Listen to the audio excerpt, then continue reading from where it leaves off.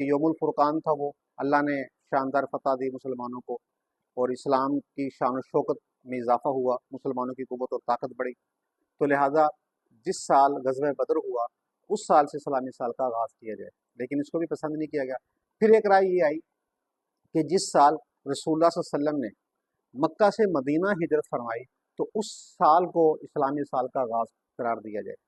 और इस पर जो वजाहत की गई और इस हवाले से जो राय पेश की गई वो ये थी कि हिजरत का वाक़या एक ऐसा वाक़या है कि इससे इस्लाम को क़ुव्वत मिली, ताकत मिली और एक मरकज़ मिला, जिसके बाद इस्लाम बड़ी तेज़ी से फैला और पूरी दुनिया में इस्लाम की ताकत और शान शौकत में इजाफा भी हुआ, और इस्लामी जो सल्तनत थी वो भी मजबूत हुई। क्योंकि मक्का से मदीना हिजरत फरमाने के बाद आप अलैहिस्सलाम ने बाकायदा इस्लामी रियासत कायम की और फिर उसको मरकज़ बनाकर आप अलैहिस्सलाम ने इस्लाम के पैगाम को दुनिया में फैलाया, जिससे बहुत ज़्यादा फ़ायदा हुआ और इस्लाम बड़ी तेज़ी से फैला।